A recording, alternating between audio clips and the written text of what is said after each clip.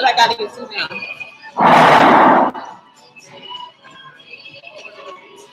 So I guess today y'all gonna shows today. Y'all gonna get some shows today. My iPhone is like actually hooked up to the microphone. So microphone cord. I think I can change.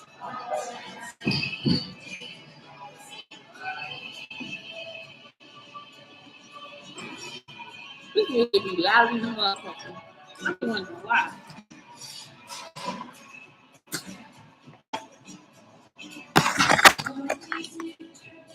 So today's breakfast was like a cheese and a cup of coffee. That's it for the week. Can't have it.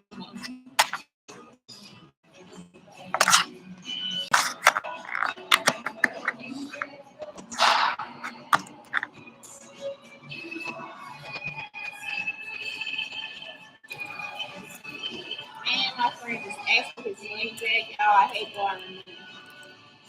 I had to. So, I gotta get the money back.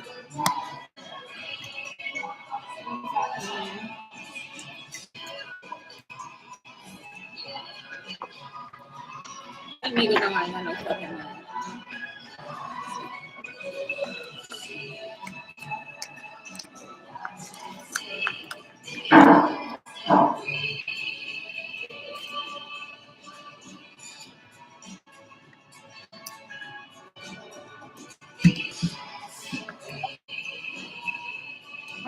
And that Shante, bro, she was talking to Black Unicarns. I hope y'all can hear me though. Because that music is loud. So I thought it was interesting to look at the story of the prodigal son. And was it because when I read it, this be the problem, y'all. This be the problem. Don't you see that it's a parable? Y'all, I mean, we be just listening to people just like, and the son returned home. And the other son, and you just be like, if you read it right, I'm about to get a copyright thing on here. I ain't joking. Yes, hours. I can do this for hours. Sit and talk to you for hours. I wanna give you your flowers. Strip the lobster tower. Man, come on, man. You got the song? Oh, it's a whole different song. It's a whole different song.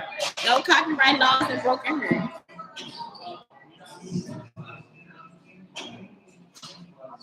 Hold on, y'all. So,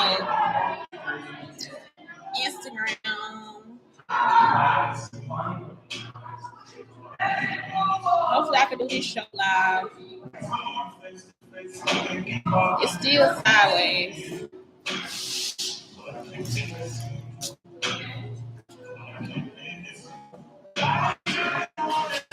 Okay, that's it right there.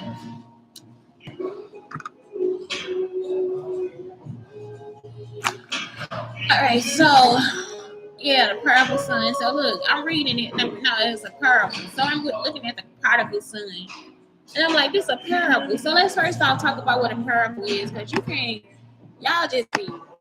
I don't know. I might put this at the bottom of the show. But a parable.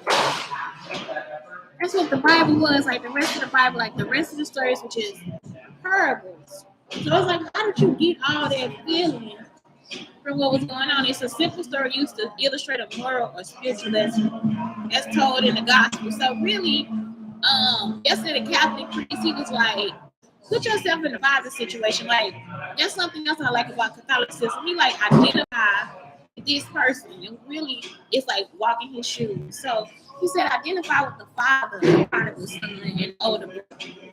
So the story is like it's two brothers, right? And the youngest son comes to him and he say, I want you to split everything between us half and half now, because I wanna take time and I wanna have my fortune now, right? So the oldest son, he stay home and he worked with the father, all this different stuff. And the youngest son, he go out and see the world, he travel and all this different stuff. And they say that he was out with being an adulterer and with prostitutes and stuff like that. Well, I'm a traveler too. Like it's like every traveler that they have in the Bible is like they act like they just like went out and was like doing the most. You know what I'm saying? Just like me, like y'all set it up like I was doing threesomes and I was with this man and I was with that man and he was with her when this happened. And it's like I went into a man's house for a haircut. Y'all made up a whole relationship. I went over to a man's house and had a cup of water and laughed at a porno and y'all made up a whole relationship. It's like I hung out with guys and y'all actually took the time to make up stuff and pass it around. So much so that people believed y'all did start trying to hunt me down and rape me too. So it's like, oh y'all listening to what's going on. So when I'm telling you that the story in the Bible is really about being royal because y'all feel like it's like some type of attraction to me. Whether I want you attracted to me or not, all this time people have been just attracted to me and I'm just thinking I'm raising my son. So I'm saying like, if you look at the prodigal son and you look at Mary Magdalene, in both of those stories, y'all actually think that, and I'm telling you, these enslaved people, they're not going to tell the truth. They have to actually interpret the Bible for these people. So you look at Mary Magdalene and prodigal son and Jesus, and they like, man, they went through so much stuff. But really, they could have been like the best people for you to be with. You understand what I'm talking about? So it's like when he went to go travel, how did they know he was with prostitutes and this, that, and the other? He could have just felt bad because he lost his money. And that's it. Like because of what he asked for, maybe he asked for it too early. Maybe he partook and gained his fortune too early. But why would he be mad about seeing the world or going other places and seeing other things? So when the son came back, he was like, how you know I didn't want a lamb? You know what I'm saying? Like, I've been here this whole time. And it's like, really, I would have just, if I was the oldest son, I would have already cut up the fattest lamb for myself. If that's what I wanted for myself, I would just went ahead and did it, especially if I'm taking the lamb. And so I think the moral to the story is like kind of messed up. Everybody just keep making it like, well, you should welcome him home. You should. Actually, that's what it is. That's what the nuns were saying. It's like, really, the moral to the story is just welcome him home. That's it. Because it don't matter. The money, the fortune, nothing matters. The life that he led is what matters. The person is what matters. And so that was like the first time I heard that because everybody else be like acting like the older brother wrong. I kind of feel like I see where the older brother coming from, but the older brother might not have been mad because he asked the servants like, "What's going on?" He didn't even know what was going on. Like, what's going on here? And he's like, "Well, your mother returned home, and they killed the fattest cow for him." I would have killed the fattest cow too. I'm not joking. If my sister returned home and it's time for us to celebrate, I'm about to have a party. And so it's so amazing to me how y'all just look at this story and you see anger, something like that, because he asked the question. I don't think the older brother was mad because after that the parable ends. Like you don't get any kind of like the brother was upset. He threw ratchets. He burned down the house and nothing. He just like, okay, but I wanted some of that food too. I want to fattest cow for myself.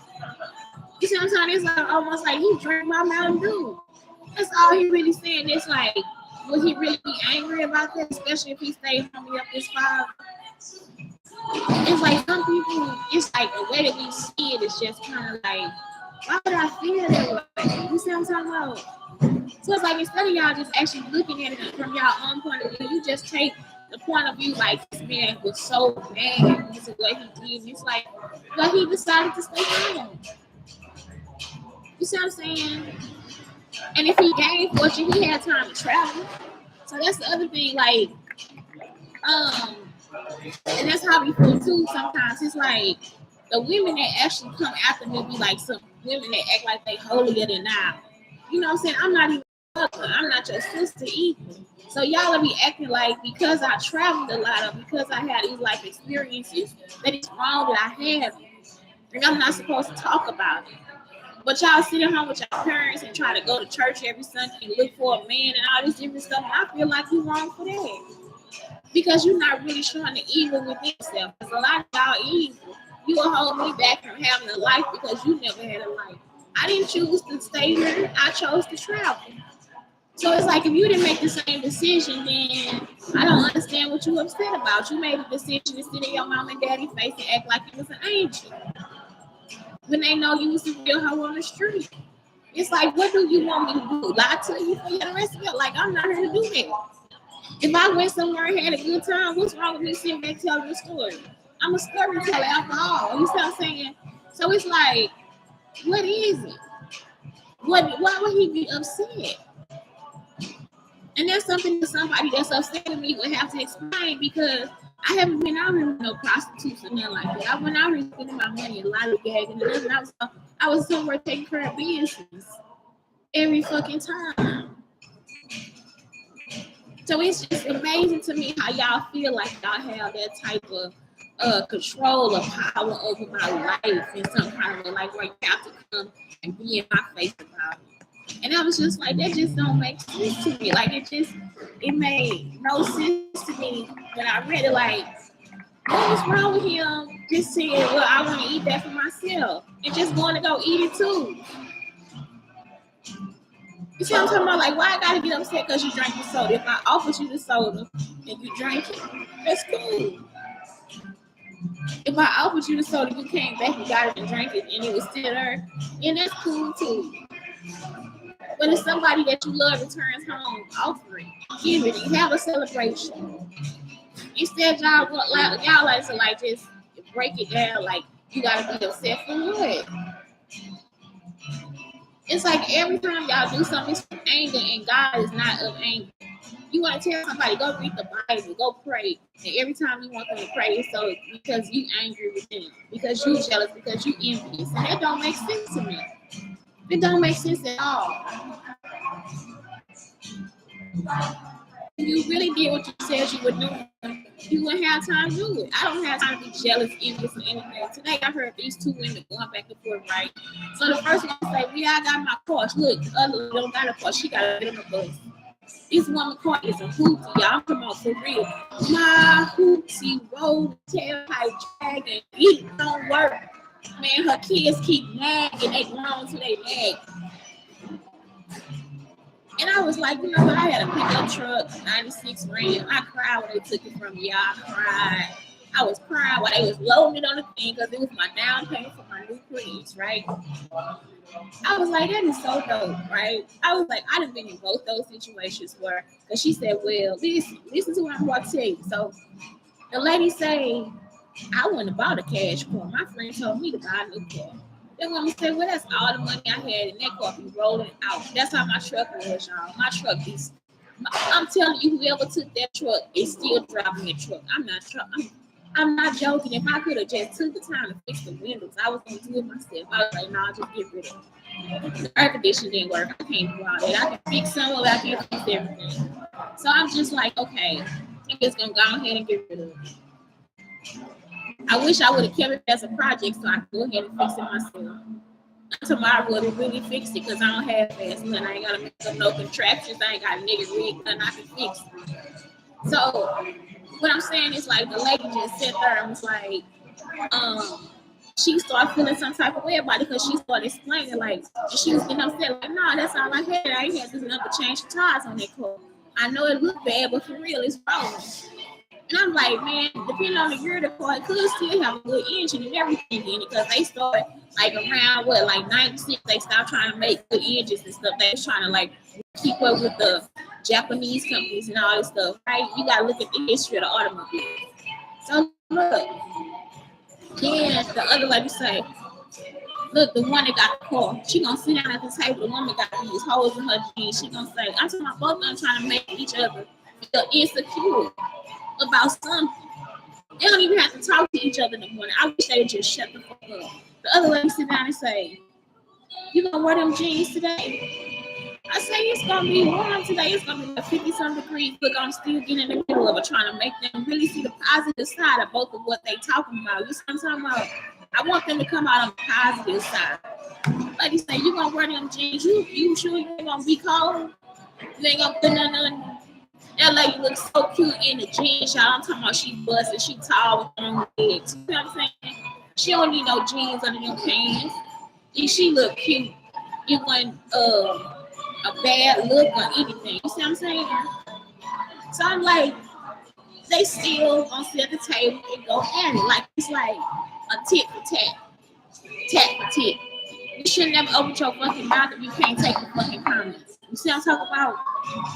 And it's like, it's sad because that's the type of situation y'all want to be in. When I first got there, they like tried me. The one before, talking about where they got custody of your son, and I cussed that bitch out from head to motherfucking toe. I told that bitch, don't you ever talk to me another motherfucking thing in this motherfucking house. Do y'all know the next morning she woke up and said good morning, and that's all you gonna motherfucking say. And good night too, bitch, because that's it. I say, because the shit you saying don't make not one motherfucking word of sense. I said, you ain't gonna sit here and tell me that I'm gonna believe either like I'm retarded. I said, I'll beat your ass. Look, y'all, I'm holding the fucking hanging in her fucking face. I'm not fucking playing. That bitch would have thought I was fucking silly from the goddamn color purple. I'm not playing with no hoe. You see what I'm saying? So now tonight I know it's gonna be another tick for tack because she ain't cut her ass out. You understand what I'm talking about? So it's like really, I'm talking about really look at the fucking story. It's a parable. The moral of the story is just buck up your home. That's all they saying. They ain't saying nothing else. Be mad at him about nothing. Tell him off nothing. You see what I'm talking about? Because I was out there doing everything. I was in a motherfucker. His daddy say, well, let's have a party. That's it. That's the party. That's it. You want no extra nothing. And I'm talking about the way they preaching, you would think that they came and ripped the soul out of his body. It's not true. And as people, I'm so serious. It's the other point I'm trying to tell y'all. That's what my purpose is. It ain't no tit for tat. Maybe you need to shut the fuck up sometime. Maybe your comment don't need to be made. Maybe that person's situation that they in is the best thing for them for the moment right there. Because he don't want to explain to you about something that's ugly and difficult and all this different stuff. One day the girl woke up talking about, don't alopecia have something to do with cancer? I cussed her ass out too. You see what I'm saying? Because in their house, that's all they want to do is act like. That's why I don't like to be around women. I'm so serious. It's like some shit just don't need to be said. I told that lady to have a life of health and longevity. After I told that bitch she gonna shut that shit up in that motherfucking house. I say, you a fucking evil spirit. Every fucking time you open your mouth, you gonna ask somebody if they gonna have cancer. Alopecia and cancer are not the same goddamn thing. They don't even coexist with each other. These women, you hear y'all, they lose their hair and everything. And you got the nerve to make comments like that, like something is fucking wrong with you. You see what I'm saying? How about y'all start shutting that shit up? I'm telling y'all right now, y'all have to shut that shit down. Y'all speak negativity into everybody's life. And you do the same thing with the Bible. Everything y'all look at in the Bible, y'all feel like it's got to be some negative outcome. And it wasn't. That's why he's telling the story. Just welcome them home. That's it. Y'all don't have to do all that other shit. Don't nobody want to hear your fucking left behind ass story. You decided to do that. Ain't nobody make you do it. You decided to do it. Y'all actually have to make me sit here after you decided to stay here your fucking self. It don't make sense to me. That's why that story don't make sense to make it into something negative when it really is just something positive. He get to run the house and see his brother and share a fat cow with his brother and his father. That's the whole moral to the story. Anyway, that's it again. I'm sorry, y'all. I'm just giving the show because that's the part I just saw my notes and I was like, okay, we're supposed to talk about the Prodigal son. Anyway, that's it. Have a good day. Hey, Brown Sugar Talk on the Black Unicarns telling you, welcome home, man. I'm serious. Don't nobody want to be like, yeah, the Bible is not a negative place. It's like y'all take it as a negative paradise. Like every time you read, you got to be slapped on your hand, and ain't nobody trying to slap you nowhere. Most of us don't even give a fuck about you. Live your fucking life and leave people the fuck alone. And shut the fuck up sometime. Have a good day.